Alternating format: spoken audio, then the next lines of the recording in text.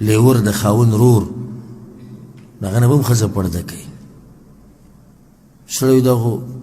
زمونږ غریبانان یو شان یو کور یو به ټول اوسېږي او د چا طاقت کېږي جدا جدا کور لازم نه جدا کور وي. چا ویلی چې لازم د جدا کور وي؟ هغې طریقه شته په خیر ویلی شي وایي دی ورته په خیر د کمرې نه یا د بل داسې ځای نه چې لرې ته ولاړې په خیر دی ورته په خیر هلې څنګه ښه هېڅ خبره نه. که څه ته ضروري کار را پېښ شي او د ښځه نه یا مور کور کې نه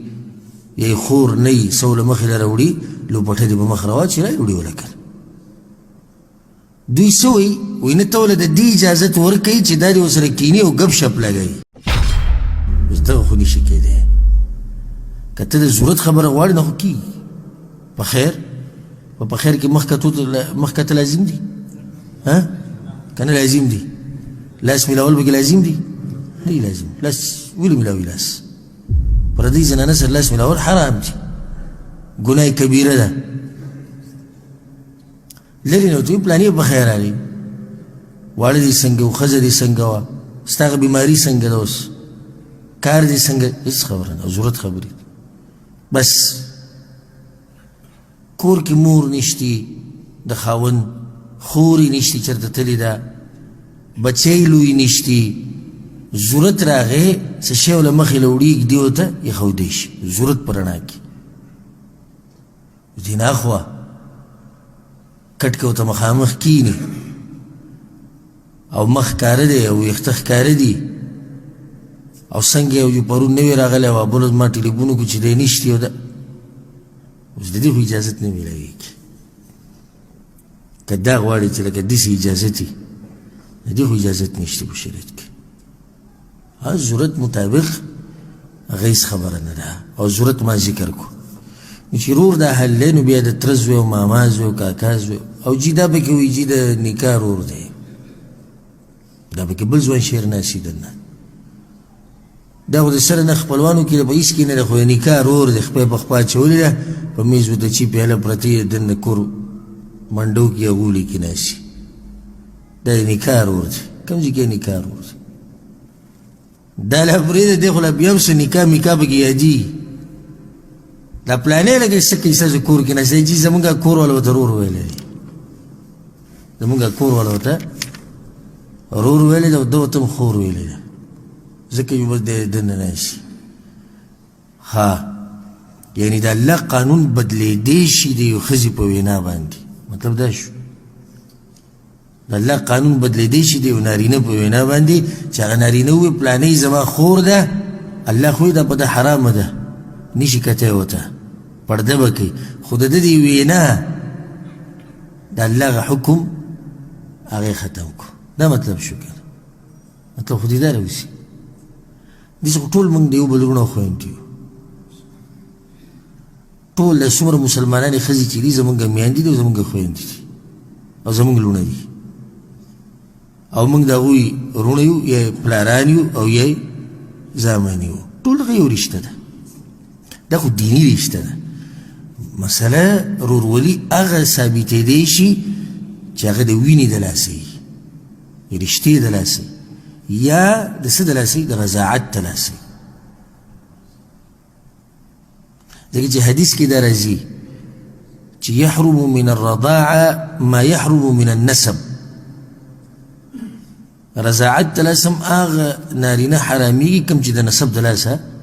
حرامېږي. اوس یو جنۍ ده او د یو زنانه پیس کلی نو د دې زنانه زامن د دې ښځې څه شو وروڼه شو نو د هغوی په مخ کې مخ ښکاره کولی شي لاس خپې د ډول ځای نه ښکاره کولی شي هېڅ خبره نه خو دوه رشتې شوې که نه درېیمه ورسره بله واله چې هغه د سخرګنۍ د طرف نه وي درېیمه دا شو لکه اوس خر خواښې په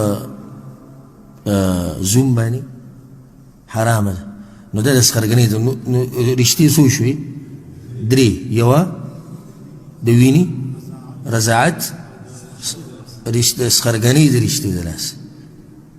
د درې خبرې دي د نکاح رشته د نکاح رور دی او د نکاح تره دی او د نکاح ماما دی جنۍ به جاړي چې کله نکاح وشي پخوا خو به دا ډېرو د مشرانې قصې کې اوس وي بعض د علاقو کې چې جهل کم ځای کې لا ډېرې نو جنۍ چې ورکړه نکاح وشو نو جنۍ خو به جاړي عام دا د جنکو دغه دی نه ده د نکاح تره به یې دننه ولاړې او هغې له به وي نه جاړم او زه خیر ده پردی سړی به کوټه کې دننه ولاړي او جنۍ له تسلي ورکوي دی ورته یې ورور ویلی او ده ته یې پلار ویلی دا په شریعت کې دا قصې نشتې ګوره شریعت کې دا قصې دا نشتې هغه کوم ځای کې چې پښتو د شریعت خلاف وي نو پښتو راله دیوال پرې وله خو شریعت زمونږ اصل مقصد دی او اصل غرض دی هغه شریعت دی نو دا اهم مسلې دي زمونږ د معاشرې لپاره د پردې او د زنانه د حفاظت لپاره دلته دا مسله چې زنانه په کور کې به څنګه لباس اچوي یو خو د ماشومانو مسله مونږ ذکر کړه نو که چېرته زنانه په کور کې پلاري سخري روارۍ خورۍ زوی روري نو بیا درون لباس استعمالول پکار دي او چې کله اوسه صرف خاوني نو بیا هر قسمه لباس استعمالولی شي پای کې څه حرج دی کې نشته یو نیم سړی د ځان نه پالتو شي غیرتمند جوړ کړی که دی او ښځه یوازې هم ناشي نو ښځې ته یې په سر لوپټه اچوه دا ښځه خاوند دي دوی که هر قسمه لباس دی یو بل به مخکې اچي که د سره لباس هم نه اچي بلې کې څه حرج هغې کې نشته اکثر چې جاخي جوړیږي زموږ په معاشره کې او علاقو کې هغه د دې دلاسې دي چې موږ د الله سبحانه وتعالی شریعت په خپل کور کې نه دی تطبیق کړی هغه پرده موږ نه ده